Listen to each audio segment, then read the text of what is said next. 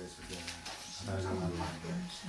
Dan saya ucapkan terima kasih atas kesempatan yang diberikan untuk saya berkhotbah.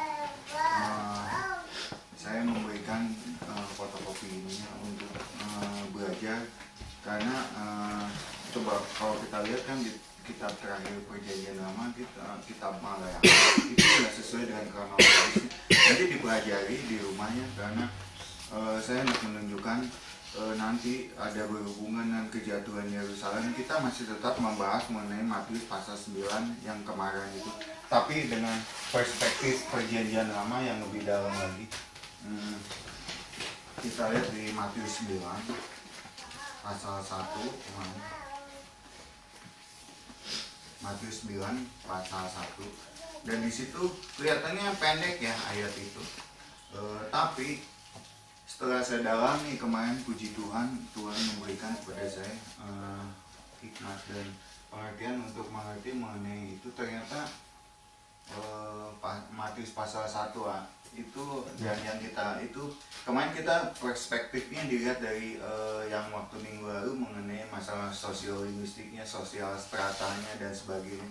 Sekarang kita lihat itu ada satu pertanyaan kunci yang di situ yang sangat berat ya, baru saya tahu jawabannya di pasal Matius pasal 9 ayat yang ketiga. Maka berkata beberapa orang ahli Taurat dalam hatinya. Tapi kalau di dalam bahasa Yunani-nya itu mereka berbicara di antara grupnya sendiri, tapi Tuhan Yesus tahu gitu. Tapi orang lain kan belum tentu mendengar yang ini, karena itu sekumpulan banyak orang. Itu kan banyak sekali orang, mungkin ribuan atau enggak ya, kalau di dalam rumah itu nggak muat ya. Di suatu tempat lah, itu di Kapernaum ya itu. Saya mau memberikan beberapa background ini dulu. Ini Laut Mediterania, ini Danau Galilea, terus turun Sungai Yordan ini.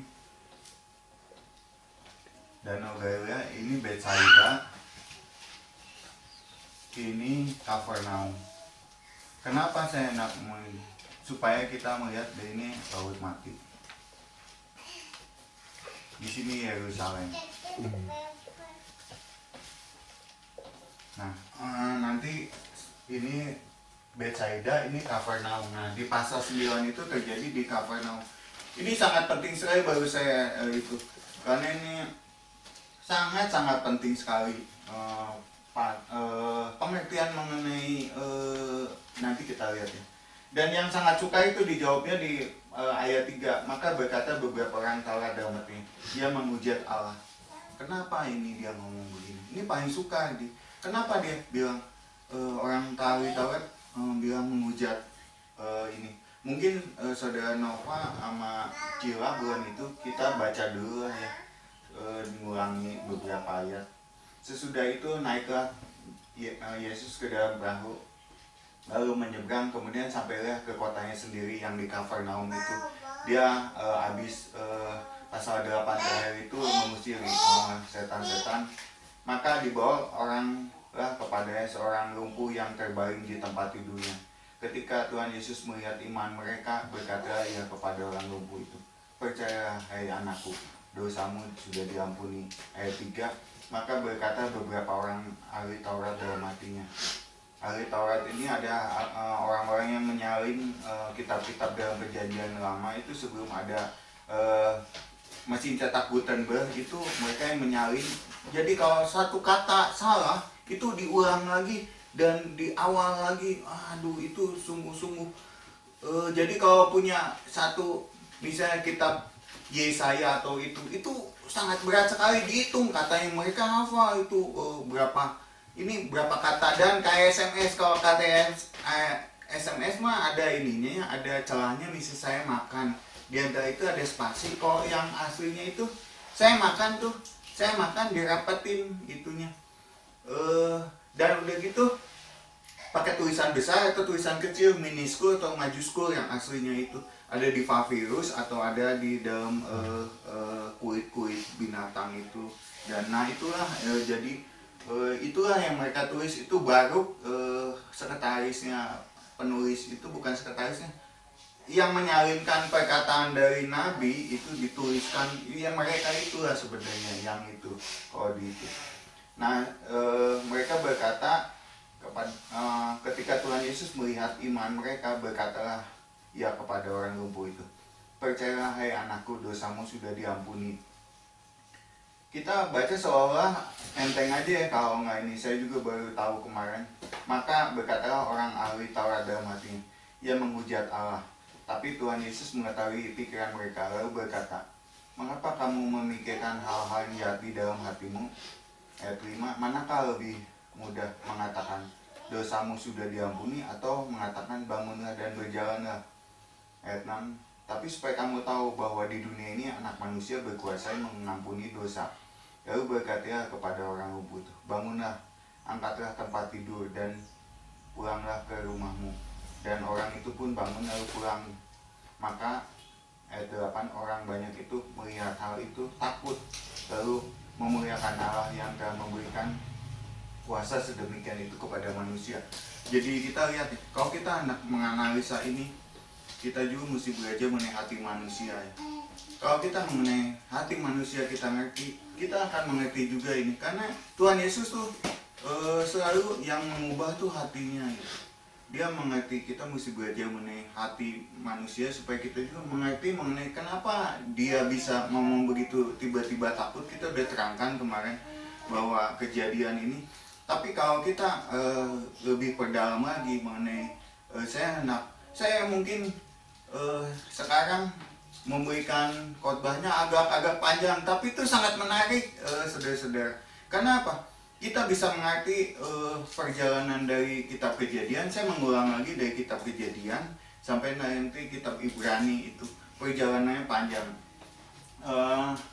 Kita mulai dari, sebenarnya saya nak mulai dari kitab Yeremia.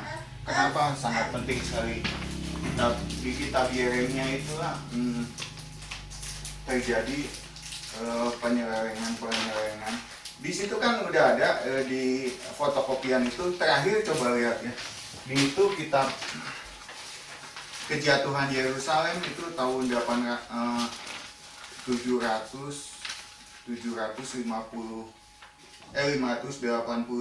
itu.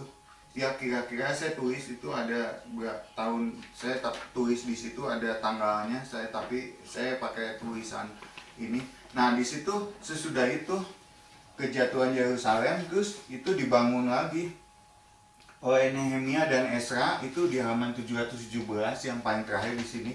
Nah itu kejatuhan Yerusalem sejak diserang oleh Nebukadnezar itu diambil, terus kira-kira tahun 540 mulai, terus Babel direbut, terus nah di situ kira-kira 510 ya ada pembangunan kembali rumah Allah. Terus nah sampai ini kira-kira tahun 440 lah, 420 itu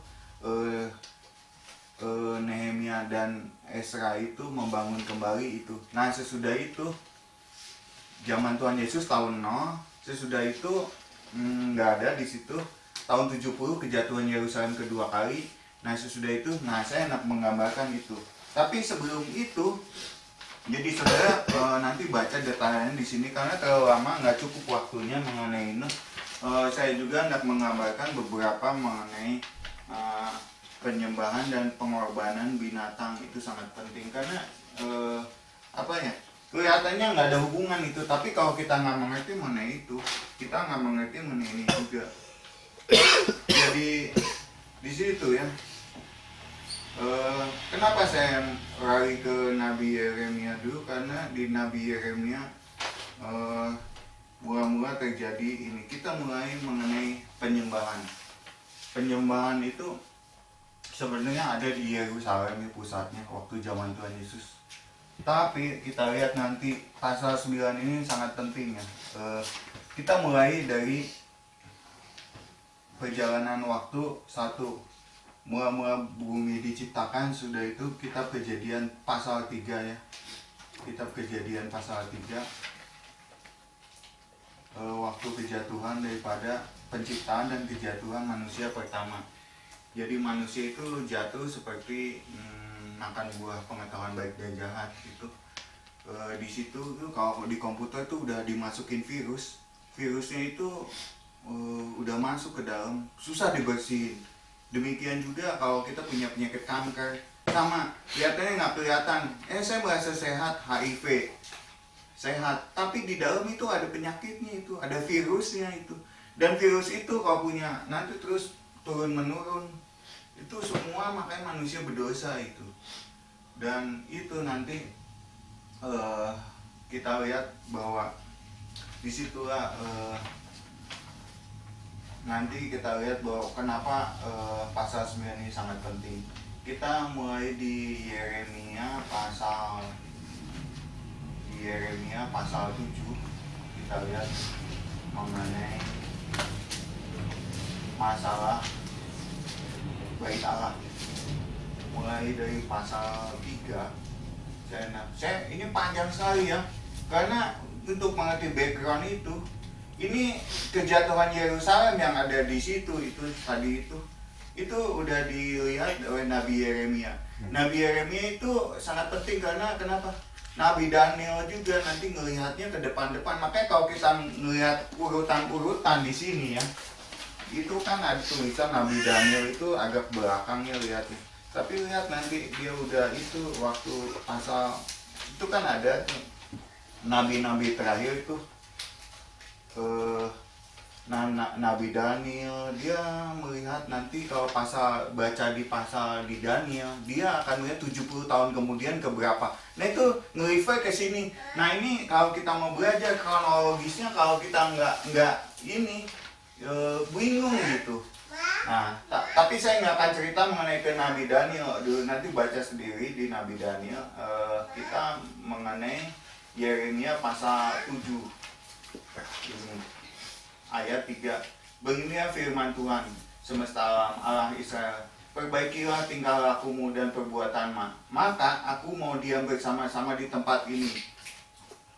Janganlah percaya kepada perkataan sesuatu yang berbunyi, hei ini bait Allah, hei ini bait Allah. Nah ini juga terjadi di waktu zaman Tuhan Yesus di Yerusalem ini. Ini bait Allah, baitnya ada, ininya ada, kotak perjanjian, tabut Allahnya ada, di dalamnya ada. Berarti Allah ada di situ. Benarkah begitu? Nah itu yang jadi ini, yang jadi kata kuncinya itu. Jadi jangan kita lihat kata orang, oh ini Allah loh yang asli ada di sini di bait Allah. Ada ahli Tauratnya, pintar-pintar ininya. Ya yang jual kecap kan selalu ini pasti.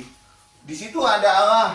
Di situ ajarannya paling sound, paling hebat. Terus ikon-ikonnya komplit semua di situ. Tempatnya komplit ada di situ. Tapi di sini dibilang itu belum tentu yang asli. Kenapa gitu? Kita mesti merefer dulu sebelum ini ya. Maaf ya karena ini panjang, saya juga ini. Kita lihat di Ulangan 13 ya. Ini udah dikasih tahu. Saya hanya sebentar dulu lari karena larinya kemana-mana ini untuk mengerti mengenai kata ini.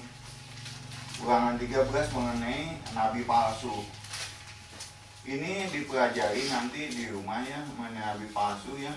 Ini juga karena kita lihat bahwa di sini nanti larinya saya ke pasal Matius pasal 9 ke belakang, ini juga larinya ke sininya.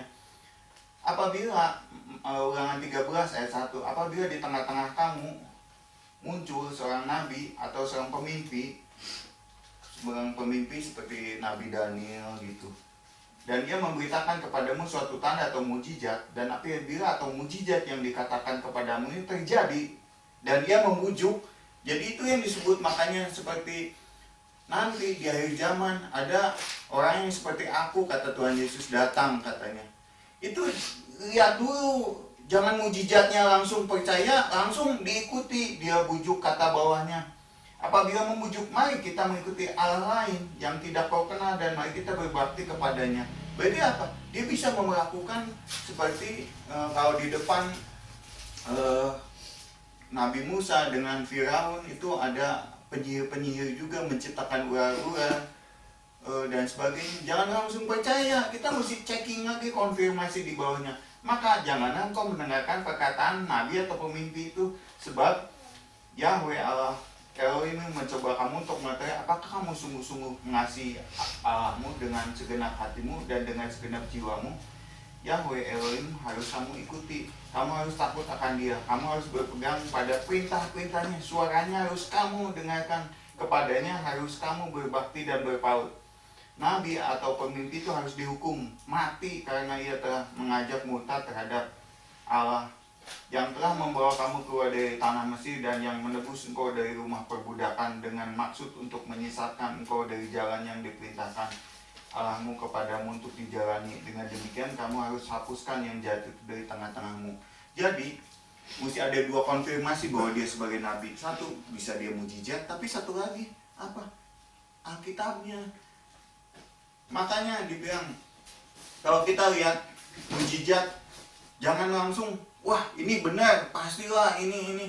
Kita lihat, maaf ya, kalau di Senayan orang melakukan mujizat, oh ini pasti suara Allah.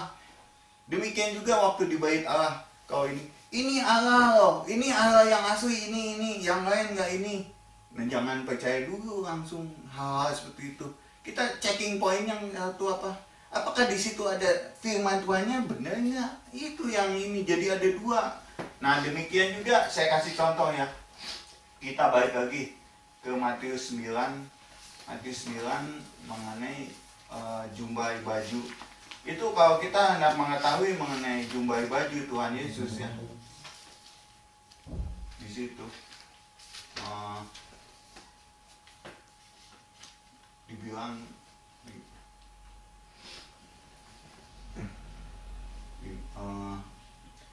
ayat 9 ayat 21, karena katanya dalam hatinya asal ku jamah saja jubahnya aku akan sembuh.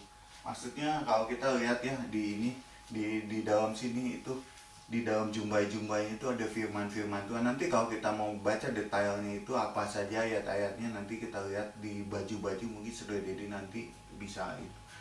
Nah di situ itu ada satu asal aku pegang itunya. Di situ berarti ada keajaiban dan mesti ada ayat firman. Nah inilah sekarang kita yang udah pasti mesti kita pegang firmannya. Karena di Yeremia 9, di Yeremia 7 itu juga ini udah mengakibatkan kesesatan. Nah kita balik lagi ke Yeremia 7. Ini banyak saya mau jauh di pasal-pasal perjanjian lama supaya kita mengerti mengenai apa yang Allah inginkan backgroundnya, sehingga mengerti ke Matius pasal 9 tadi. Janganlah percaya kepada perkataan dusta yang berbunyi ini bait Allah, bait Yahweh, melainkan jika kamu sungguh-sungguh memperbaiki tingkah lakumu dan perbuatanmu, jika kamu sungguh-sungguh melaksanakan keadilan di antara kamu masing-masing, tidak menindas orang yatim piatu dan janda, tidak menumpahkan darah orang yang tak bersalah di tempat ini, dan tidak mengikuti Allah lain yang menjadi kemalangan sendiri, maka aku mau diam. Jadi syaratnya diam di bait Allah itu yang itu. Dia Allah mau diam di Yerusalem. Di Yerusalem itu kan ada bait Allah. Bait Allah itu sebenarnya dari kemah ya kalau kita lihat sejarahnya. Dan ini ada tirai pemisah, ini ruang yang kudus, ini ruang kudus, ini ruang maha kudus di sini. Nah di sini ada peti tabut perjanjian. Di sini ada gambar, ada dua malaikat seperti kerubim ya di sini. Dan Allah ngomong dari sini ke sini kalau dia. Dan orang nggak boleh sembarangan ini. Ini mesti keturunan Harun yang ini. Dan inilah nanti kita lihat di sini ya, bahwa di dalam ini ada dua loh batu, tongkat Musa, satu lagi mengenai itu apa tuh mana itu. Nah itu ada di dalam ini. Tapi ini telah hilang karena nanti kalau baca di sini ya di Yeremia ini nanti semua akan hilang dan tabut Allah itu akan dilupakan orang. Mengapa ini? Nah kalau mau baca detailnya itu ini mesti lama sekali ya. Jadi mungkin satu pelajaran itu. Tapi saya rangkum sekilas supaya ini ruang maha suci ya di sini bait Allah ini. Nah Kalau kita mengerti mengenai ininya semua, nanti kalau pas kita baca mengenai dia suka lari itu yang jahat-jahat kayak Yoab itu ke dalam sini, mau minta dilindungi, nggak mau mati di dalam itu supaya jangan dibunuh, dia melindunginya ke sini gitu. Nah, kita baca ya. Jadi kalau Allah mau diam di situ, syaratnya perbaiki tingkah lakumu gitu. Mesti ada keadilan, mesti ada sosial terhadap jadi miskin dan yatim piatu ya. Ini bukan bohong-bohongan gitu, karena ini juga nanti diulangi lagi di perjanjian baru mengenai hal ini juga gitu. Ada beberapa yang memang dirubah, tapi ada beberapa yang ini. Nah, terus kita baca mengenai ini. Terus kita lihat di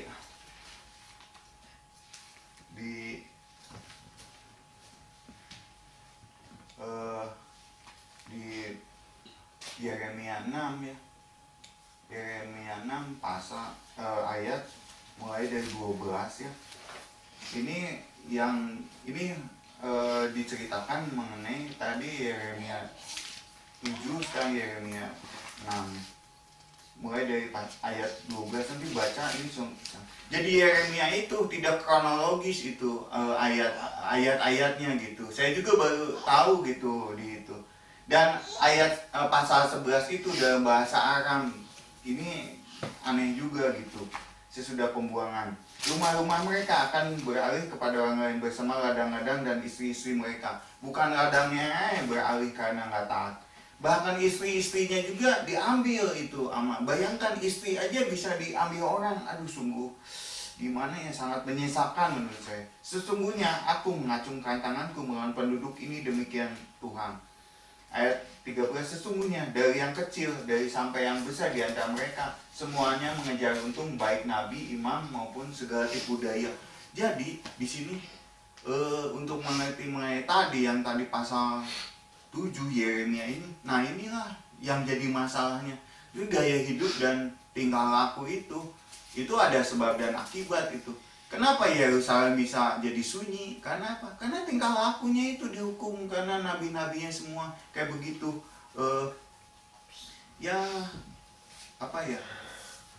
Jadi jangan kaget kalau misalnya seperti di Thailand atau di Aceh itu ada gelombang tsunami kayak begitu. Karena kalau orangnya terlalu jahat memang kayak begitu. Nah, kita balik lagi ke Matius 9. Matius 9 ayat. Kenapa ada orang datang lumpuh berbaring datang kepada Tuhan Yesus? Kalau kita mau pergi ke dokter atau ke tabib atau ke siapa, ke sinsei atau ke itu, satu, saya mesti punya keyakinan bahwa sinsei itu mesti dia bisa menyembuhkan. Benar nggak? Kalau saya datang ke orang biasa yang ngaku-ngaku sinsei atau enggak ini, oh saya sinsei, saya udah keluar uang, waktu, dan mungkin kesakitan. Kalau sakitnya parah seperti saya pernah sakit itu, kegoyang aja naik mobil angkut udah sakit gitu. Nah, saya mesti percaya ke orang yang itu pasti bisa menyembuhkan. Demikian juga kalau orang. Kredibilitas Tuhan Yesus tuh udah bukan di pasal 9 itu, di pasal 8 udah. Di pasal 4 terakhir dekat sebelum 5 itu, sebelum naik ke atas itu, dia itu udah di seluruh Galilea ya. Orang udah tahu bahwa dia bisa menyembuhkan di kampung-kampung sampai ke Syria. Itu dia bisa menyembuhkan, itu bisa dilihat di itu. Nah, jadi tabib itu ada 3 macam bab tabib kalau saya lihat ya. Kalau saya lihat disimpulkan itu. Tabib itu satu, kita lihat seperti tabib Lukas ya. Kita lihat di Markus 5 ayat 25 ya, mengenai jenis tabib waktu zaman Tuhan Yesus itu. Kita lihat.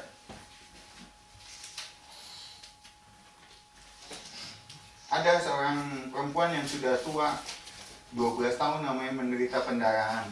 Markus 5 ayat 25. Ayat 26, ia telah berulang-ulang dibuat berbagai tabib sehingga telah dihabiskan semua yang adanya. Namun sama sekali tidak ada faedahnya, malah sebaliknya semakin memburuk.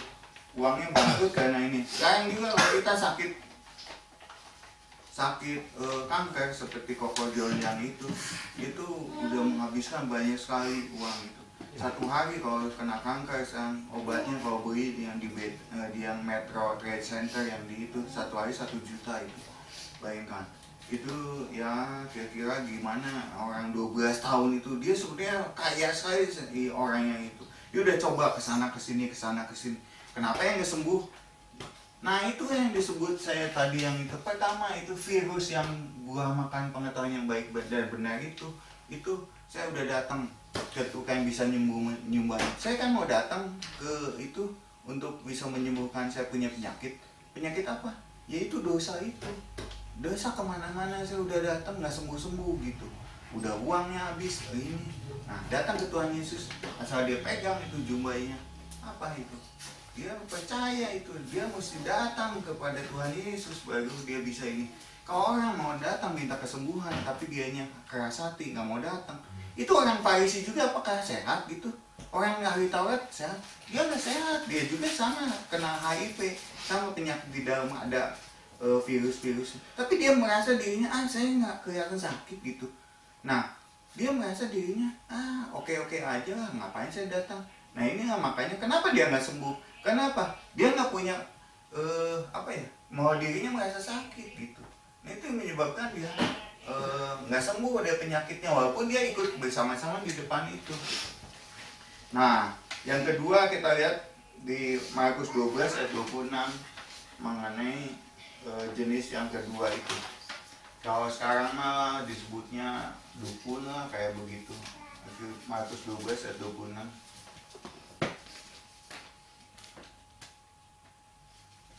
Dan juga tentang bangkitnya orang mati, tidakkah kamu baca dalam kitab Musa? Sebentar. Bukan Markus 12 ayat 26. Sorry, bukan Markus 12 ayat 26.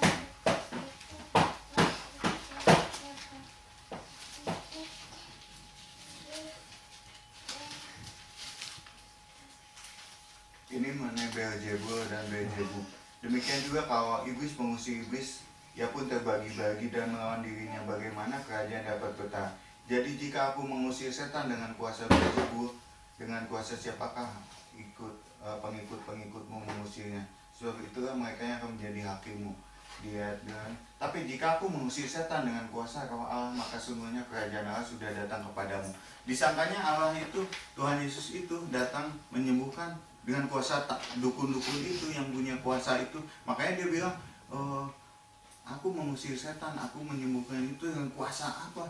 Karena kalau ahli Taurat hanya pengetahuan aja, dia tidak menguasai, punya kuasa, makanya kamu sesat. Karena apa? Tidak mengerti. Kedua, kalau nggak mengerti mengenai kuasanya juga gitu. Dia nggak punya kuasa, dan itu mengakibatkan ya penyakitnya nggak akan sembuh gitu. Jadi itulah yang jenis kedua itu. Karena perdukunan juga kalau kita lihat ya ke belakang itu di Kisah Rasul itu juga dibakar, itu kaya sekali ilmu mengenai perdukunan kayak begitu. Terus yang ketiga yaitu di ayat 22, Matius 12 ayat 22, yang tadi kan 26, ini ayat 22 nya dibilang begini. Kemudian dibawa kepadanya seorang kerasukan setan, orang itu buta dan bisa. Lalu Tuhan Yesus menyembuhkan sehingga bis itu berkata dan melihat, maka takjublah orang. Yang itulah yang ketiga itu Tuhan sendiri yang menyembuhkan itu. Jadi semua ini ada beberapa jenis ya. Kalau kita datang kepada, kalau di sini yang bisa menyembuhkan penyakit dosa yaitu hanya Allah sendiri yang ini. Jadi kita datang hanya orang mengandalkan kemampuan diri sendiri, maaf ya, pengetahuan Alkitab, tapi tidak ada powernya. Terus dia hanya mengandalkan diri sendiri. Ya itulah yang disebut nabi palsu yang tadi. Mungkin dia punya keajaiban, tapi dia tidak akan bisa sampai ke level. Ini kan ada tingkat kesukaran. Dia menyembuhkan, oke, tapi di sini bukan menyembuhkan lagi dia. Dosanya itu sampai ke level. Kalau ini keajaiban, level keajaiban. Kalau tingkat lebih sulit lagi, tingkat sampai ke level dosa ini. Nah kita lihat ya, kembali ke pasal 9 tadi, bolak-balik supaya ini, karena supaya kita mengerti mengenai itu. Di ayat 3, seorang lumpuh yang berbaring di tempat tidurnya. Ketika Tuhan Yesus melihat iman mereka, jadi sesudah dia datang, dia asalnya sakit, Dia datang ke Tuhan Yesus, ini kutub iblis, dia ini Tuhan atau Allah. Dia sekarang berbalik menuju ke Allah, datang ke Tuhan Yesus tepat di depannya ini. Jadi artinya apa? Itu kan metanoia itu dia mengubah hati. Bukan arahnya saya dari sini ke sini memang gambarnya, tapi hatinya sekarang menuju ke Tuhan gitu. Dia dulu yang seperti tadi Yeremia 7 itu. Kalau Yeremia 7 mengenai ubahlah hidupmu. Nah, itu maksudnya itu. Datang dulu ke Tuhan gitu. Baru tapi waktu dia datang ke Tuhan, dia mesti percaya. Kalau saya berdoa ke Tuhan, saya nggak punya kepercayaan bahwa Tuhan bisa menyembuhkan atau Tuhan nggak akan itu. Walaupun Petrus sendiri telah diberi kuasa, dia juga tenggelam kalau nggak percaya kepada Tuhan Yesus. Waktu naik di atas kapal, dia tenggelam. Tuhan tolonglah saya. Kenapa? Karena dia ragu-ragu. Kalau misalnya dia nggak punya kepercayaan. Saya kalau misalnya mama yang sudah Dedi datang ke pengerut atau mau pergi ke itu, dia mesti keyakinan dulu bahwa dia bisa sembuh gitu. Kalau saya misalnya nggak punya keyakinan, ini kayaknya tabibnya nggak itu, saya datang juga dengan setengah hati, walaupun uangnya banyak atau kayak gimana, ya saya nggak tahu karena dia menyembuhkan, dia memang bisa atau karena dia nggak ini, ya itu nggak akan terjadi. Trust, jadi iman, kepercayaan itu sangat penting ya. Kita kalau sekali kepercayaan hilang, kepercayaan itu nilainya sangat tinggi. Kalau kepercayaan itu diambil oleh Tuhan dari kita, Tuhan udah nggak percaya, makanya dia usir kita dari Taman Eden keluar dari itu untuk dijaga, nggak akan bisa lagi. Sekali nggak dipercaya, jangan ini. Tapi kalau kita menjaga kepercayaan ini, sekali kita percaya kepada Allah, ini punya power. Allah memberi berkat kepada kita ya. Tuhan Yesus mati disalib sebagai memberi berkat. Tapi kalau kita yang di bawahnya itu nggak menerima, nggak ini ada di sini, kitanya ngadap ke sini aja, nggak akan bisa diambil itu berkat juga ke situ. Kita mesti ngebalik, datang ke situ, mesti ngambil. Kitanya sendiri mesti percaya. Tapi kalau kita sendiri nggak yakin firman Tuhan itu, ya gimana itu segala sesuatu yang berkatnya juga akan diambil. Banyak yang bilang, wah ini firman Tuhan yang asli, ini yang asli. Yang tadi lah itu yang disebut bait Allah. Banyak yang menjual kecap di dunia ini. Gini lah. Tapi apakah itu firman Tuhan? Bener. Mirip. Iblis tuh luar biasa hebatnya. Dia tuh kalau misalnya ini domba, ini miripnya kambing gitu. Dia selalu memberikan hal yang mirip gitu, tapi nggak sama gitu. Hebatnya manusia baik yang tertipu.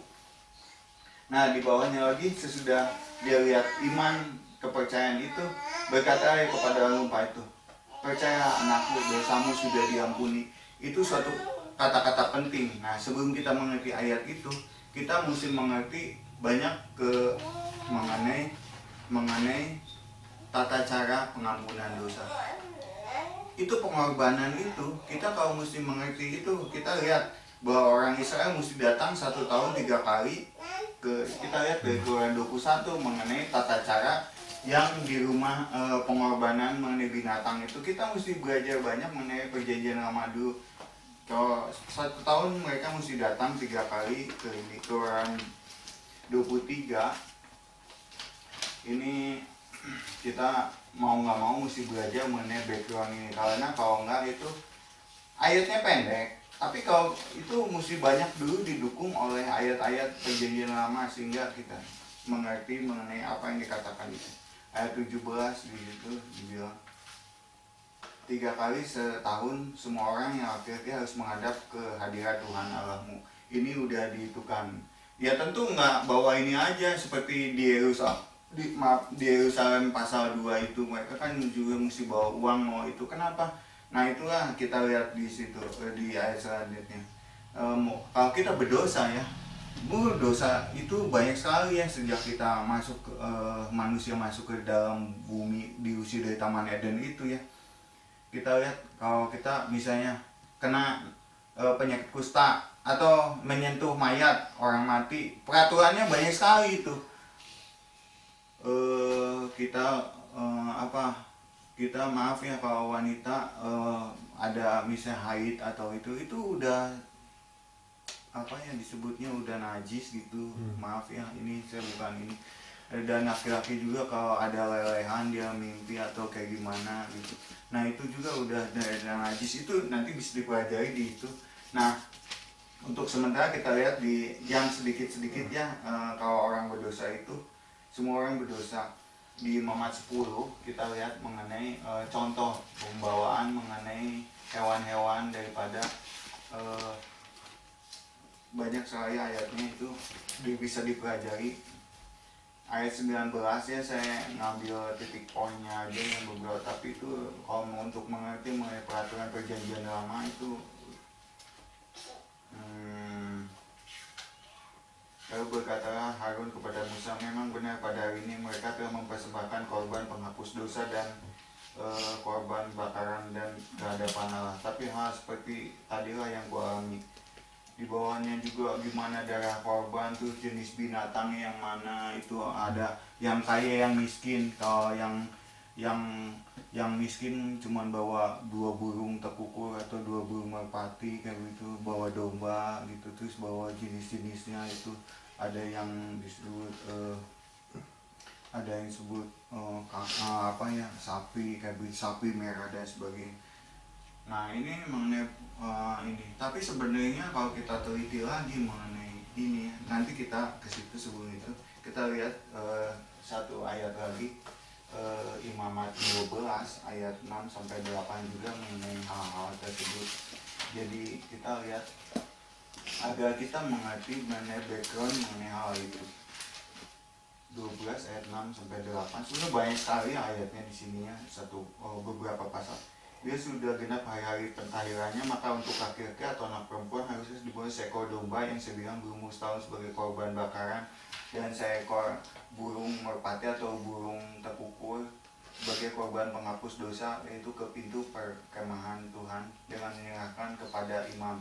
Imam itu harus mempersembahkannya kepada Allah dan mengadakan perdamaian bagi perempuan itu. Demikian perempuan itu ditahirkan dari darahnya dan sebagainya kayak begitu.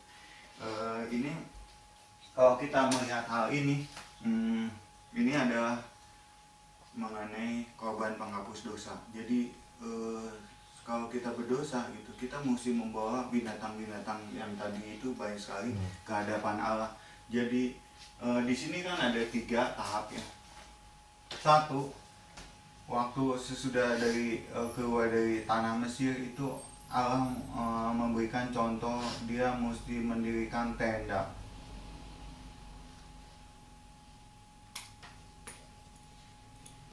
Ya tenda lah kayak begitu.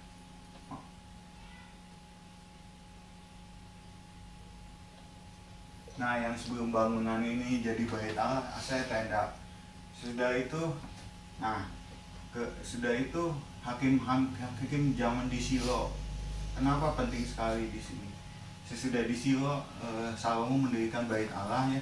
Terus di sini terakhir waktu bait Allah Yeremia terakhir itu, yang pasal tadi yang itu bait Allah itu dibilang. Nah ini bait Allah di zaman Yeremia itu ya. Ini di Silo itu zaman Eli. Terus sesudah itu tadi kan ada yang tadi dibilang itu pembangunan kemudian dihancurkan Nebukadnezar. Terus zaman Nehemia di sini, Nehemia dan Ezra. Terus sudah itu zaman Tuhan Yesus. Nah di sini zaman Tuhan Yesus di sini bait Allah ini. Nah sesudah bait Allah, terus Tuhan Yesus disalib, bait Allah itu hancur. Nah didirikan di sini bait Allah lagi dengan tenda yang besar. Inilah kita hendak menuju. Nah Tuhan Yesus ini ada di sini ya, kita nanti yang pasal Matius pasal 9 tadi. Kita mesti belajar kenapa bait Allah itu sampai begitu ya, sampai di Silo itu gitu. Kita mesti belajar mengenai 1 Samuel mengenai kejatuhan di Silo. 1 Samuel pasal 2 itu. Jadi kita lihat kejatuhan daripada bait Allah hancur. Jadi pokoknya Allah tidak senang walaupun di situ Bukan artinya tabut perjanjian dibawa perang, Allahnya dipaksakan ikut. Jadi jangan memaksa Allah kalau misalnya dia nggak ada di situ. Gitu. Allah tuh senang kalau tadi persyaratan tadi Yeremia itu. Kita mulai dari 1 Samuel pasal 2 ayat 12. Adapun anak-anak lelaki Eli adalah orang dursila, mereka tidak mengindahkan Tuhan ataupun batas hak para imam terhadap bangsa itu. Setiap kali seorang mempersembahkan korban sembelihan sementara daging itu dimasak, datanglah bujang imam garpu bergigi 3 di tangannya dan dicucukkannya ke dalam bejana atau ke dalam kuali atau ke dalam belanga. Mestinya itu mesti dikasihkan ke Allah dulu, Allah yang itu, sisanya baru para imam. Ini mereka udah pilih dulu yang paling enak atau paling bagus gitu. Jadi berarti menomorsatukan diri sendiri gitu, bukan Allah. Nah disinilah ini di sini jadi masalah utama. Makanya dia nanti dua-duanya akan mati yang tadi itu. Nah sesudah itu di bait Allah di Yeremia lagi tadi yang tadi. Ini juga korup tadi udah dibacain. Nah di sini juga bait Allah di sini ini dihancurkan nih sekarang, dihancurkan, dibangun kembali di zaman ini. Ini dihancurkan di sini. Nah di sini dibangun kembali bait Allah. Nah ini sebenarnya tata cara persembahan itu gimana sih mengenai sunat juga? Kalau kita lihat ya di Yeremia itu ya mengenai tata cara korban, karena untuk mengerti itu maaf mau tidak mau kita mesti mengerti dulu mengenai sejarahnya ini. Kalau Tuhan Yesus seperti sunat juga mengajarkan kita untuk meneliti mengenai sejarah demikian.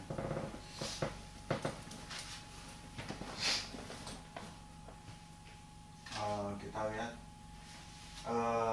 sejarah mengenai korban itu kita lihat di Yeremia 7 ayat 22. Sungguh pada waktu aku membawa nenek moyangmu ke wadai tanah Mesir dan aku tidak mengatakan atau memerintahkan kepada mereka sesuatu tentang korban bakaran dan korban sembelihan. Yeremia 7 ayat 22. Ayat 23, hanya yang berikut inilah yang telah kuperintahkan kepada mereka. Dengarkanlah suaraku, maka akan menjadi Allahmu dan kamu akan menjadi umatku. Dan ikutilah seluruh jalan yang kuperintahkan kepadamu supaya kamu berbahagia. Tapi mereka tidak mau mendengarkan, tidak tahu dan tidak mau memberi pengertian, melainkan mereka mengikuti rancangan dan kedengkiran hati yang jahat, dan mereka memperlihatkan belakangnya dan mukanya. Dari sejak waktu nenek moyangmu ke wadai tanah Mesir sampai waktu ini, waktu Nabi Yeremia itu, aku mengutus kepadamu hamba-hambaku para nabi hari demi hari terus menerus, tapi mereka tidak mendengarkan kepadaku dan tidak mau memberikan perhatian. Bahkan mereka menegakkan tengkuknya lebih jahat daripada nenek moyang mereka. Sekalipun mereka mengatakan kepada mereka segala perkara ini, mereka tidak akan mendengarkan perkataan, dan sekalipun aku berseru kepada mereka, mereka tidak akan menjawab engkau. Sebab itu katakanlah kepada mereka, inilah bangsa yang tidak mau mendengarkan suara Allah mereka dan yang tidak menerima penghajaran. Ketulusan mereka sudah lenyap, sudah hapus dari mulut mereka. Cukurlah rambutmu kepalamu dan buanglah, angkatlah ratapan di atas bukit gundul, sebab Allah telah menolak dan membuang bangsa yang kena murkanya. Sungguh orang Yehuda telah melakukan apa yang jahat di mataku demikian firman Tuhan, dan telah menamatkan dewa-dewa mereka yang menjijikan. Jadi sebenarnya di sini dibilang bukan Allah yang sesungguhnya di dalam sini ini, bukan Allah yang sesungguhnya yang ada di sini.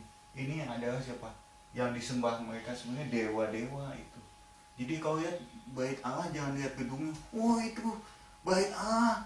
Wah pasti Allah ada di situ. Di situ ada tabut perjanjian. Di situ ada imam-imam. Jangan cepat percaya kepada itu. Lihat dia ajarannya kayak begitu. Ini udah banyak sekali yang disesatkan di zaman Nabi Yeremia juga. Ini dihancurkan. Kenapa? Untuk menunjukkan bahwa kalau Allah masa menghancurkan diri sendiri, nggak mungkin dia menghancurkan diri sendiri. Apa yang dihancurkan musuhnya? Cuman kamuflase iblis itu sedemikian seolah dia bisa pindah gitu ke dalam ini. Seolah di sini Allah, padahal bukan Allah di sini. ini apa? Iblis yang di dalam ini. Demikian juga lah yang sudah dibangun. Nah, waktu zaman Tuhan Yesus di sini, ini salib, waktu Tuhan Yesus sudah disalib ini. Nah, kita lihat nanti di sini mengenai kejadian mengenai ruang maha suci, kita nanti mau ke sana. Nah, kita sekarang sudah di tahap di sini, di Nabi Yeremia, dihancurkan, dibangun lagi kota-kotanya Yerusalem. Makanya saya kasih itu tadi. Nah, sekarang lah kita di situ. Jadi sejarah pada awalnya itu mengenai persembahan itu, ya mungkin dia mengambil dari lingkungan orang-orang Mesir untuk itu korban, karena itu mengatakan bahwa pada mulanya sunat juga begitu. Saya yakin seperti begitu. Nah, inilah Nabi Yeremia juga terjepit di antara Allah dan manusia. Menurut bangsanya gini, ini kalau orang menghancurkan bait Allah itu, nabi itu, waduh, itu sebenarnya jati diri dia, budaya dia, hidup dia ada di situ. Dia punya posisi di situ. Dia sendiri punya akarnya dari budaya itu. Sekarang dihancurkan. Itu seperti orang Batak lah, menghancurkan budaya-budaya sendiri dengan gedung-gedung ininya, yang itu atau adatnya sendiri, itu hatinya sendiri hancur dia. Jadi ya, tapi karena manusia juga hidup berakar dari budayanya sendiri gitu. Nggak mungkin kita orang Batak atau kita orang Manado misalnya, orang Manado wah ngehituin ini dengan budaya Manadonya sendiri, sekarang tiba-tiba dia sendiri pasti merasa sedih karena akan dihancurkan. Dia udah mendapatkan, Nabi Yeremia udah mendapatkan penglihatan bahwa ini akan terjadi seperti di Silo. Eli juga kayak begitu, tapi Eli pikir yang penting saya masih hidup, dibilang nggak inilah, asal saya nggak ini. Dia juga mati di tempat duduk di itu, kegemukan dia ini mati waktu itu kalau dibaca itu. Nah, Nabi Yeremia juga terjepit di antara bangsanya, orang Yahudi. Tapi saya sendiri memikirkan maju ke depan terlalu jauh mengenai nggak mungkin lah bait Allah itu sampai hancur gitu. Seperti sekarang lah di Indonesia, nggak mungkin lah Istana Merdeka itu bisa hancur kayak begitu. Tapi kalau kita lihat ya, ini kejadian yang perkataan Allah itu dibuktikan semua dengan kedatangan dari utara itu, dari Persia maupun daripada serangan daripada Babilonia itu. Nah, demikianlah dari utara, dari sini nanti di sini nanti dibuang ke Hamat, nanti dibuang ke daerah Syria di daerah sini. Nanti habis dari sini dibuang lagi ke bawah lagi ke Babilonia yang di dekat sekarang yang Iran itu, turun ke bawah itu. Nah, disitulah manusia yang merasa dirinya nggak mungkin lah bait Allah ini. Tapi kita lihat kenapa bait Allah yang akan dibangun, Israel akan membangun lagi bait Allah lagi, tempel yang ini. Nah, coba kita lihat analisis menurut kita ya. Sesudah itu bahwa jadi banyak hal-hal yang nggak benar lah, tapi kita nggak tahu mengenai hal itu. Dan kita lihat ya ke bawahnya, balik lagi ke Matius pasal 9 ayat 3. Jadi kalau orang berdosa, dia datang ke bait Allah, dia mesti mempersembahkan binatang. Kalau dia mempersembahkan binatang, sekarang kita ada di sini ya, kita mesti membeli kepada penjual-penjual binatang itu. Itu kan pemasukan bagi ahli Taurat dan sebagainya, orang Saduki, karena mereka menguasai semua di situ. Duit di situ, karena di situ ada banyak uang. Nah, sekarang tiba-tiba di bait Allah di sini ya, di sini ada bait Allah. Tiba-tiba duit itu mengalir ke sini, yang mesti membeli banyak korban binatang, kambing, domba, burung dan sebagainya, seperti yang waktu Tuhan Yesus membubarkan itu pasar di depan bait Allah itu ya. Tempatku bukan tempat berjualan. Nah, itu sekarang tiba-tiba di sini tanpa membawa binatang dia bisa sembuh nih di sini. Makanya ini benchmark, ini bait Allahnya itu Allah. Kalau ada, dia mesti ada di bait Allah dan ngomong di sini ke sini. Tapi sekarang karena dia nggak mau persyaratan di Yeremia 7, aku mau tinggal, mesti ada syaratnya. Dia gaya hidupnya yang tadi itu, dia mesti kembali mendengarkan Tuhan, gaya hidupnya, kasih sayang terhadap sesama, terhadap yang lemah kayak begitu dan sebagainya kita lihat. Nah begitu dia datang ini ke sini nih, ini kan mesti ada dua tarikan. Kalau nggak ke sini. Memang saya bilang ini, dia bilang masa transisi nggak bisa 100%. Karena gini, kita lihat di pasal Matius pasal 8 ayat 1 itu, sesudah Tuhan Yesus turun dari bukit, orang banyak berbondong mengikuti dia. Ayat 2, maka datanglah seorang yang sakit kusta kepadanya, lalu sujud menyembah dia dan berkata, Tuhan, jika Tuhan mau dapat mentahirkan aku. Kenapa dia nggak datang kepada imam gitu? Yang mentahirkan itu yang berhak. Ini kalau ada kusta putih, ada rambutnya kayak gini, itu dia mesti tanya itu sangganya, imam yang menentukan enggaknya. Nah, kenapa dia datang ke situ?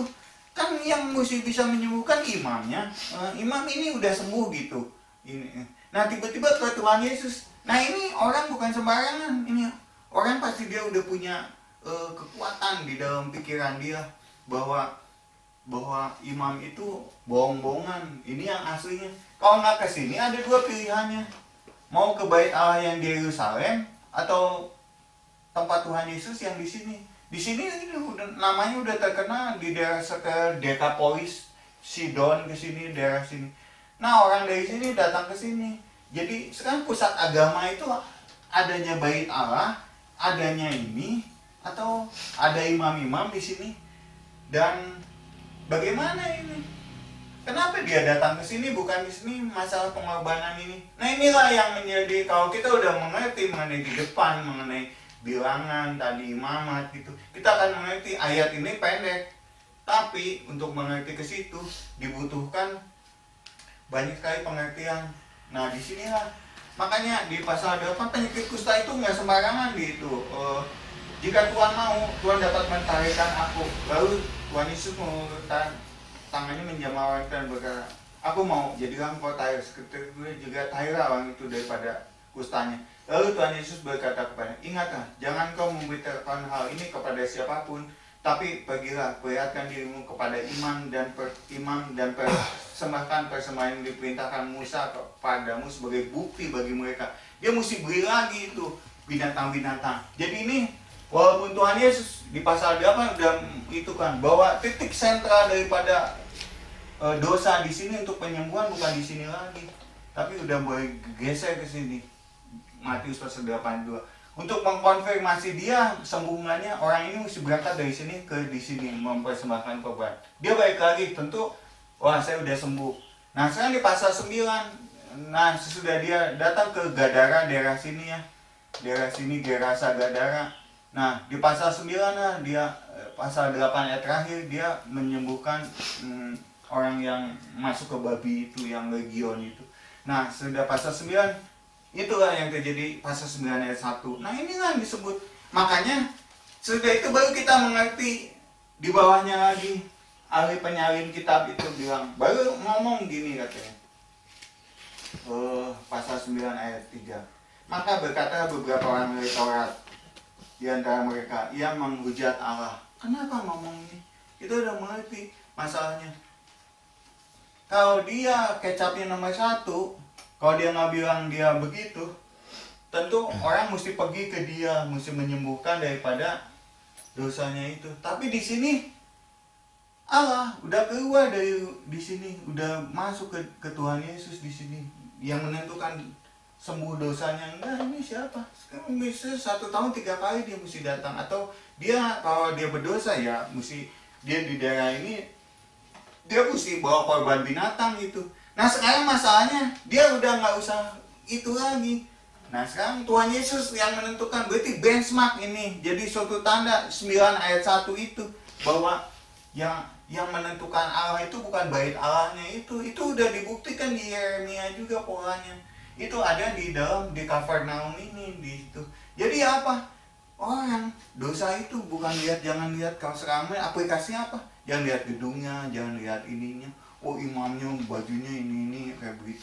Lihat dia ajarannya itu, apakah dia gaya hidupnya dan ini sesuai dengan Allah. Tuhan Yesus memberikan teladan, Tuhan Yesus memberikan anugerah kuasa, bahkan dia mengampuni dosa.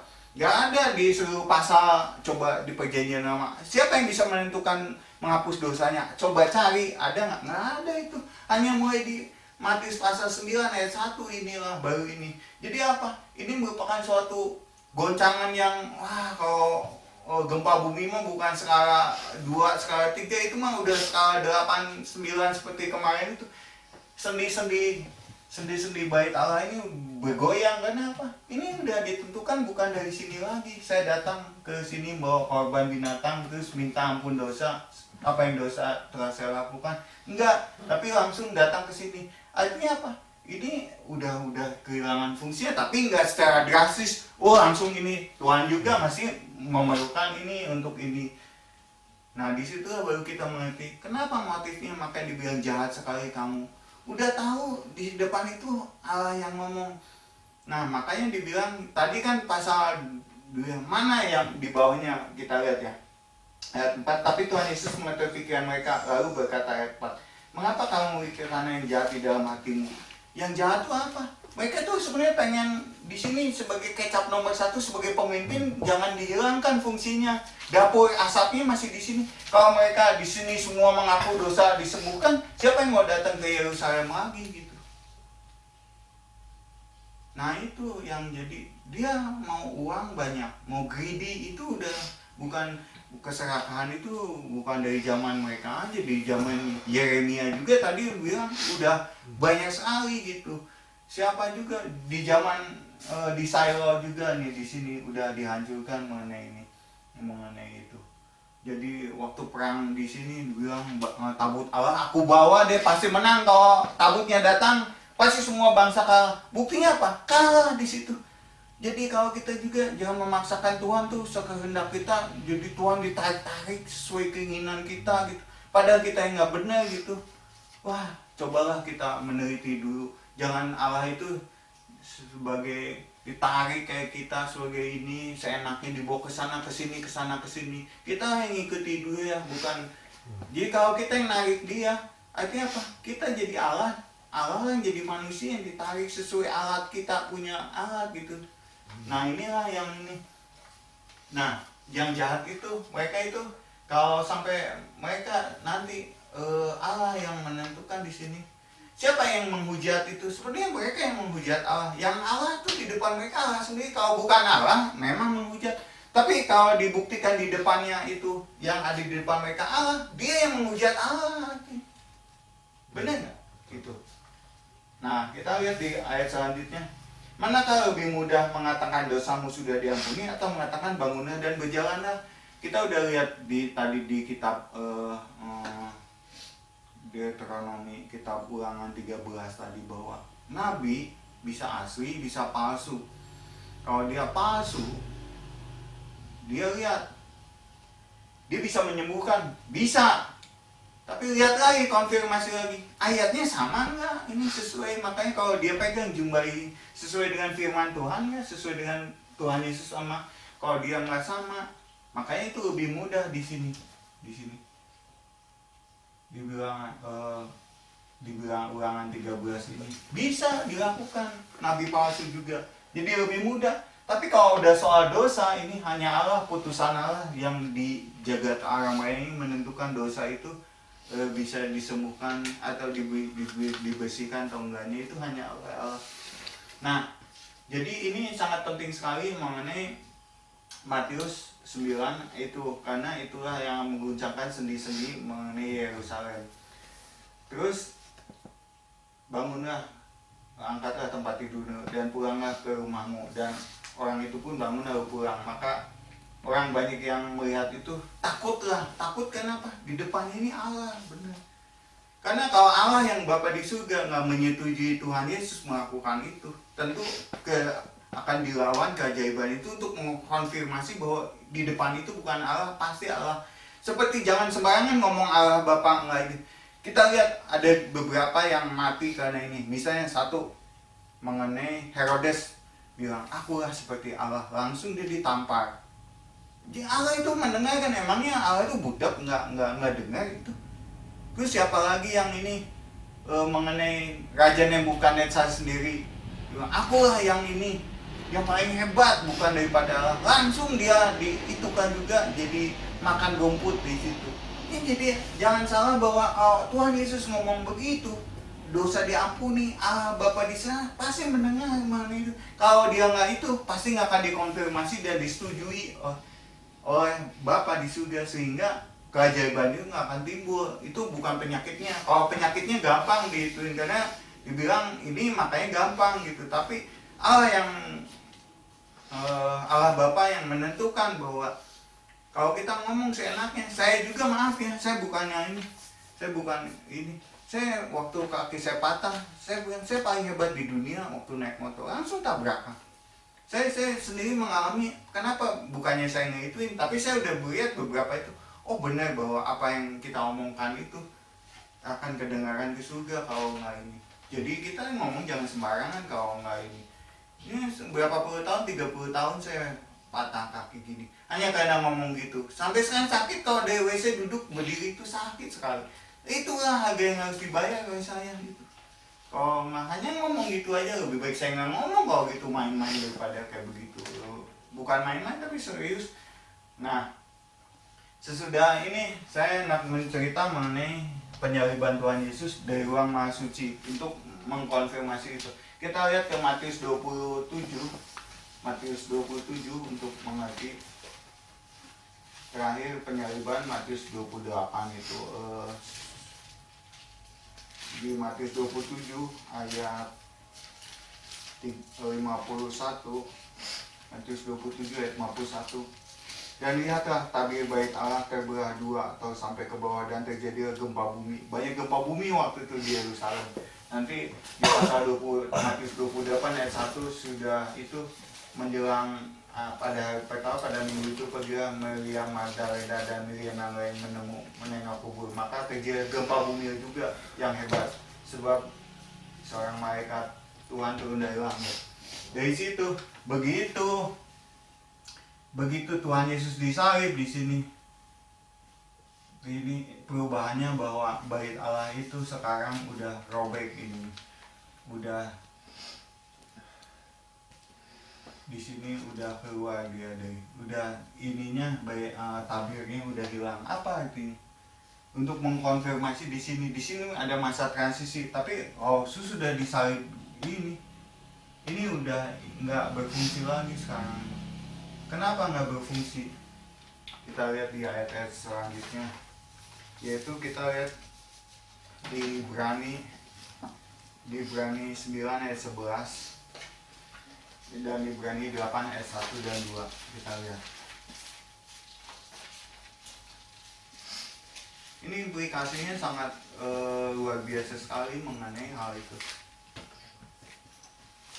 Ibrani 9 ayat 11, Ibrani 9 ayat 11. Ibrani 9 ayat 11. Tapi Kristus telah datang sebagai imam besar untuk hal yang baik. Ia akan datang, dia telah melintasi kemah yang lebih besar dan yang lebih sempurna, yang bukan dibuat oleh tangan manusia. Ini kan dibuat oleh tangan manusia, oleh Herodes II. Ini ngebangunnya 46 tahun, itu sangat luar biasa. Kata Tuhan, dalam 3 hari engkau akan runtuh. Disangkanya itu. Jadi ngebangun Herodes itu, wah luar biasa itu, kekayaan itu yang dibangun. Tapi kata bukan oleh akan lebih besar, bukan oleh tangan manusia. Ini kan sebenarnya model ini model yang diperlihatkan kepada Musa. Nanti yang model aslinya itu, nah inilah, ini kecil, ini yang besar, ini mengenai dia akan yang lebih besar. Kita lihat di ayatnya di bawahnya itu, di bawahnya yang melintasi kemah yang lebih besar dan yang lebih sempurna. Jadi kalau kita buat tangan manusia nggak sempurna, buat tangan sempurna. Yang bukan dibuat oleh tangan manusia, artinya yang tidak termasuk ciptaan ini. Dan dia telah masak satu kali untuk selamanya ke dalam tempat yang kudus, bukan dengan membawa darah domba, kalau yang kita bawa itu darah domba, tapi dan darah anak lembu, tapi untuk membawa darahnya sendiri. Dan dengan itu ia telah mendapat kelepasan yang kekal. Sebab jika darah domba jantan dan darah lembu jantan dan percikan abu lembu itu mulai menguduskan mereka yang najis, sehingga mereka disucikan secara lahiriah, betapa lebihnya darah Kristus yang oleh Roh yang kekal telah mempersembahkan dirinya sendiri kepada Allah sebagai persembahan yang tak bercacat, akan menyucikan hati nurani kita dari perbuatan yang sia-sia, supaya kita dapat beribadah kepada Allah yang hidup. Ya, karena ia ada pengantara dari perjanjian yang baru, supaya mereka telah terpanggil dapat menerima bagian yang kekal dijanjikan. Sebab ia telah rela mati untuk menembus pelanggaran-pelanggaran yang telah dilakukan selama perjanjian pertama. Sebab di mana ada wasiat, di situ harus diberitahukan tentang pembuat wasiat itu. Nah, jadi Tuhan Yesus tuh nggak usah mati berulang-ulang di ayat bawahnya, di ayat 26. Sebab jika demikian dia harus berulang-ulang mati cuma satu kali aja karena sempurna. Jadi gini, Hawa dan Adam berdosa satu kali di sini, dosa satu kali. Ini dengan kematian satu kali juga di sini. Di sini satu kali mati, darahnya seperti domba dia. Masuk ke ruang suci di sini. Nah, di sini dia membawakan itu. Nah, begitu dia disalibkan, tabir Allah ini udah ada. Apa artinya? Ini gambaran. Begitu yang aslinya keluar, inilah yang asli. Di mana ini? Di surga itu. Yang buatan Allah itu. Allah yang membuat itu. Makanya bait Allah akan ada lagi seperti itu. Karena apa? Sudah ada yang aslinya, yang bukan buatan Allah, bukan buatan manusia, buatan Allah gitu.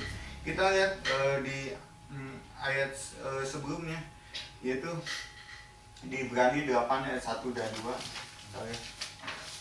Ini Ibrani 8 ayat 1 dan 2. Inti segala sesuatu yang kita bicarakan itu ialah mempunyai imam besar yang demikian, yang duduk di sebelah kanan Allah, tahta yang maha besar di surga, dan yang melayani ibadah di tempat kudus itu di dalam kemah sejati yang didirikan oleh Allah.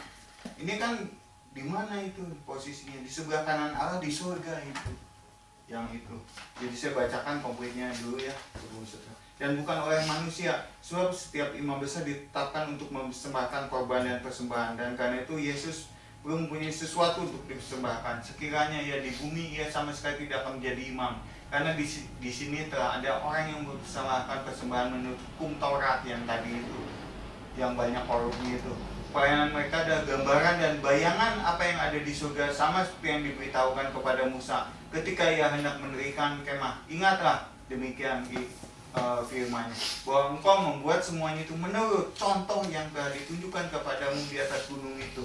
Tapi sekarang ia telah mendapat suatu pelayanan yang jauh lebih agung, karena ia menjadi pengantara dari perjanjian yang lebih mulia, yang didasarkan atau janji yang lebih tinggi. Sebab sekiranya perjanjian yang pertama itu tidak bercacat, tidak akan disai lagi antara yang kedua. Sebab ia menegur mereka ketika ia berkata, sungguhnya akan datang waktu yang demikian firman Tuhan. Aku akan mengadakan perjanjian baru dengan kaum Israel dan dengan kaum Yehuda, bukan seperti perjanjian yang telah kuadakan dengan nenek moyang mereka pada waktu aku memegang tangan mereka untuk membawa mereka keluar dari tanah Mesir.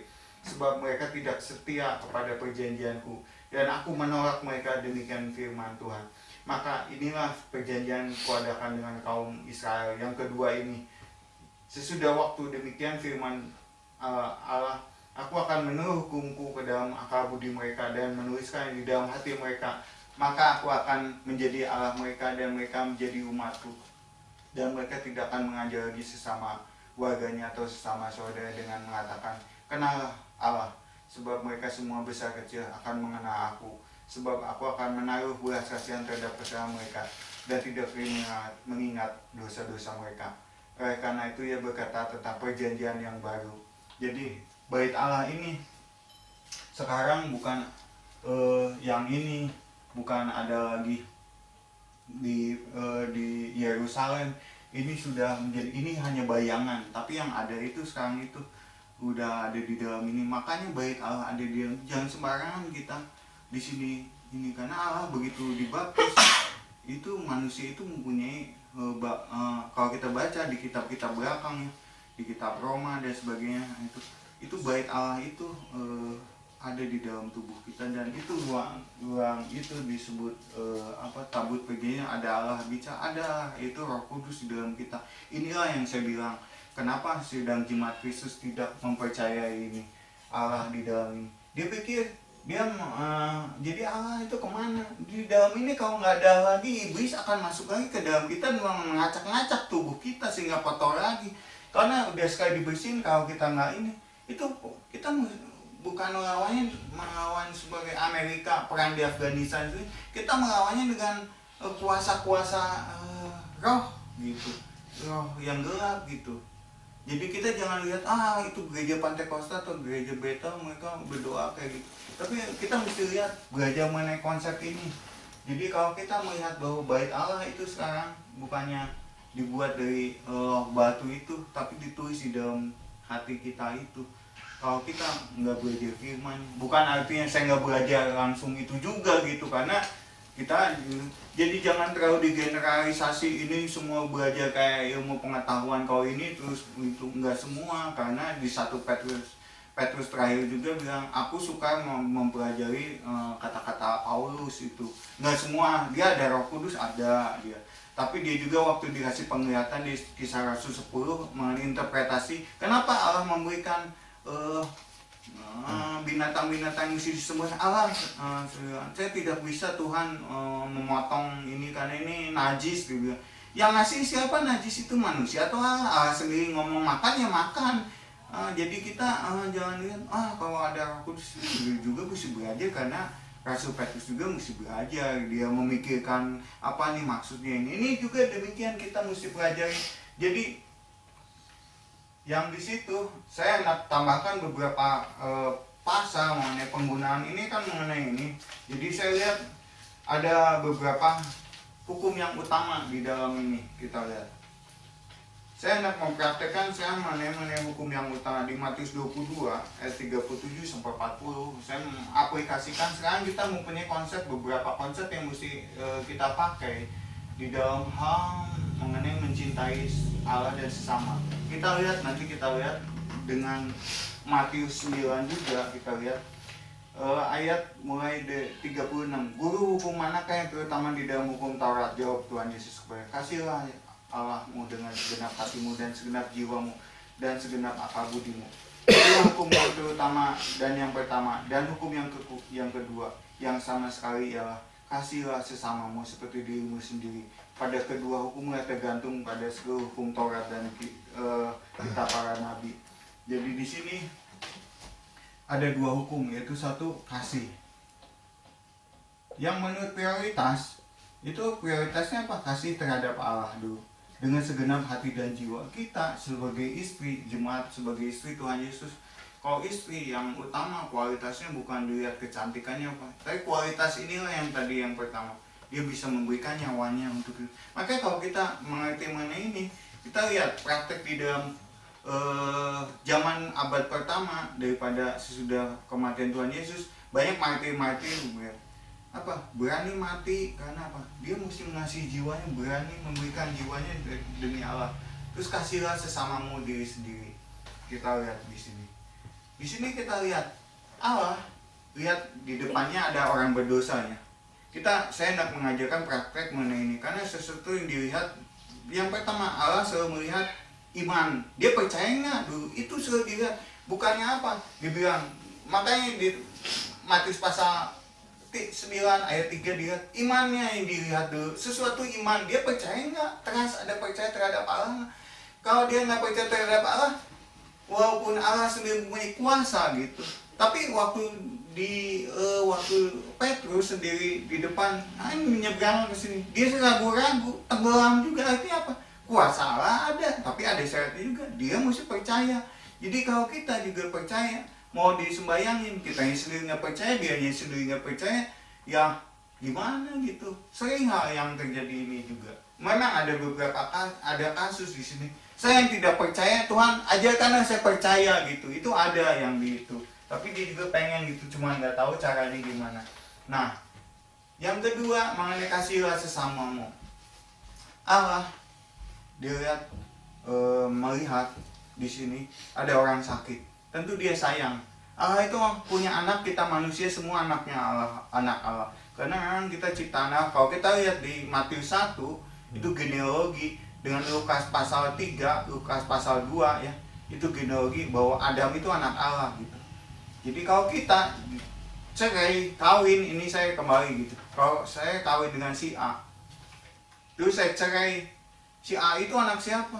Itu anak Allah, jangan main-main dengan anak Allah gitu. Itu di depan Allah kita mesti itu. Kalau kita di depan Allah menceraikan itu, siapa itu orang tuanya? Allah sendiri, bukan misalnya meme orang tuanya ini atau Cila anaknya Pak Hendra. Dilihat bukan Pak Hendranya, tapi ke atasnya lebih Allah. Kalau kita main-main dengan itu, berani menceraikan itu, siapa yang di itu? Allah sendiri, Allah Bapa, Allah yang di surga lah yang menjadi lawan kita gitu. Jadi kalau kita udah mengucapkan itu, janganlah kita bilang alasan ini, alasan itu, cerai karena kecuali kalau zina. Tapi, nah seperti begitu yang disebut mengenai itu. Janganlah kita berani melawan Allah. Siapa? Bapaknya, Bapak manusia. Allah. Kalau kita mempermainkan manusia, mempermainkan Allah juga gitu. Nah sekarang yang dilihat dia sebagai di hadapan itu, siapa yang sakit? Manusia. Manusia anak siapa? Anak Allah. Kalau dia itu, dia tentu sekarang hubungan tentang Allah dan manusia. Dia cintailah manusia seperti manusia. Allah, Tuhan Yesus sebagai manusia, melihat manusia lagi, dia sayang. Nah, apakah kita mempunyai empati seperti begitu? Mau menolong manusia, kita dibiasakan mempunyai belas kasihan. Jadi, di bawah ini ada beberapa yang mesti kita lihat mengenai perbandingan ini, yaitu mengenai di Matius 23 mengenai pasal ayat 23. Saya bandingkan ini juga gitu. Kenapa orang Farisi itu?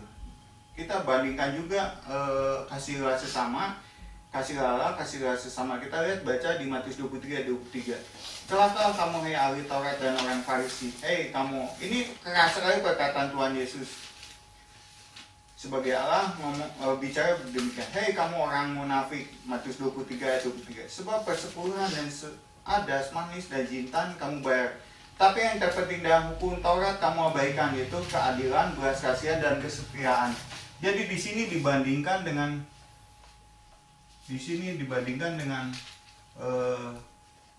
belas kasihan,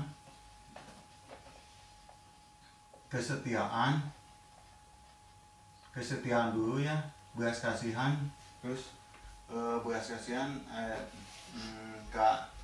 yaitu keadilan, belas kasihan dan kesetiaan. Keadilan,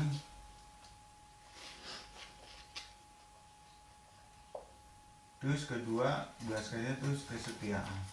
Ini 3 kualitas yang mesti punya di dalam orang sebagai orang Kristen.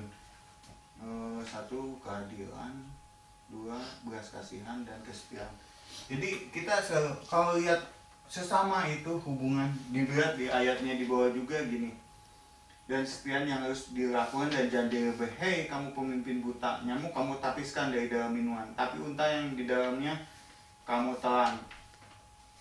Jadi gimana ya? Di sini kita bandingkan, ini penting sekali ya. Ada 2 yang penting di sini mengenai ini. Yaitu mengenai persembahan persepuluhan kan tadi juga persembahan.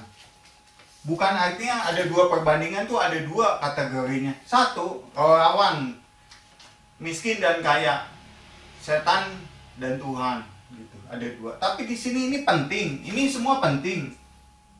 Tapi ada yang lebih penting lagi gitu. Ini bukan yang jangan dilawan kayak begini. Ini penting, ini nggak penting. Ini tidak penting.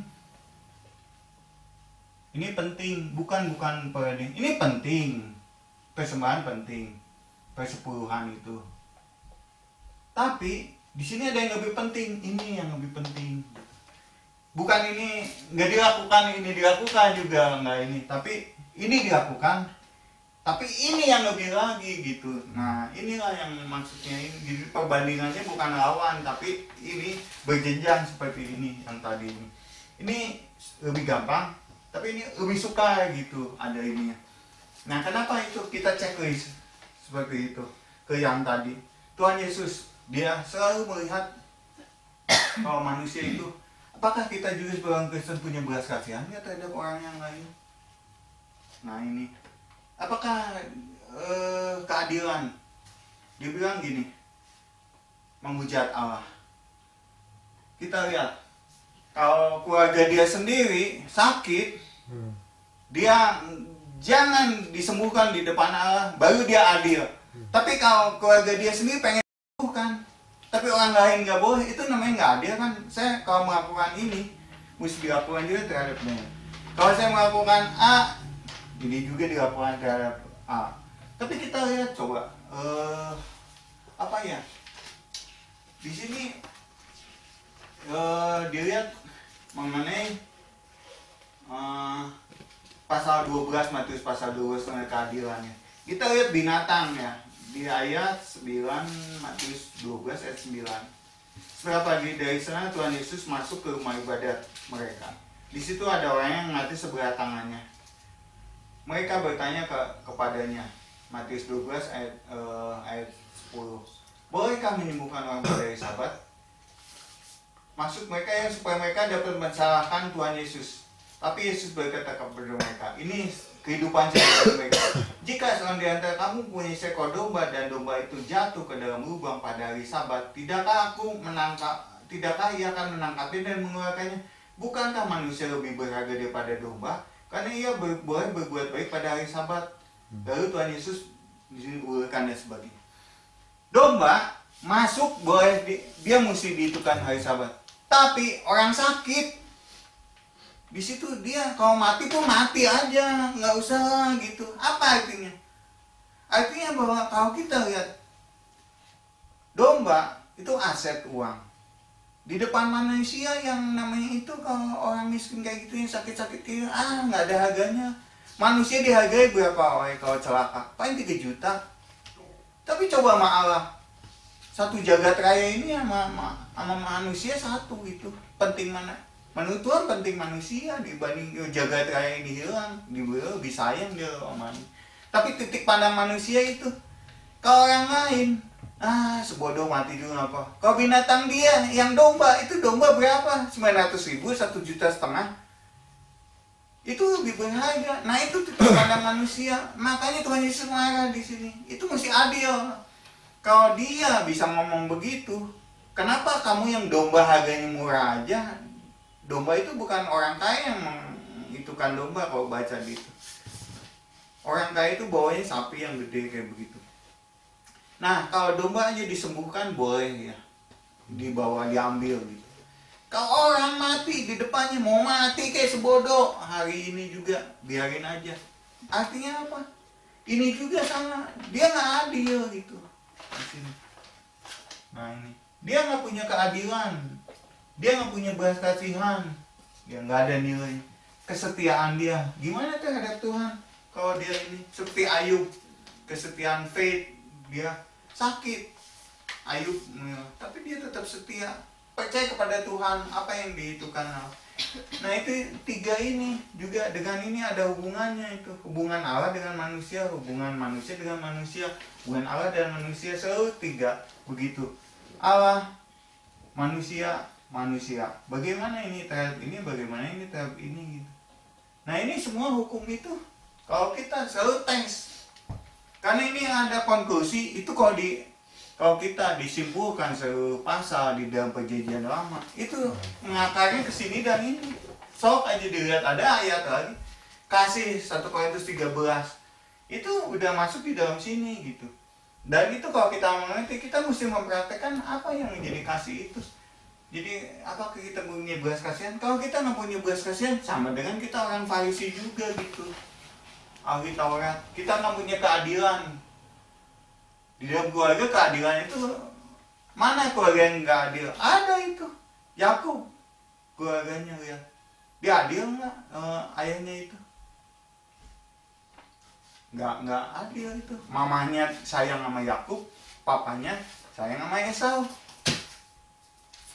Jadi bukan artinya di dalam semua keluarga itu ini. Makanya di dalam ini Daud juga, dia kalau misalnya, maaf ya saya bukan menyerangnya, tapi ada di antara kita ada celah, tapi Tuhan itu sebagai ya kalau lihat itu tuh pecah tuh itu lihat itu.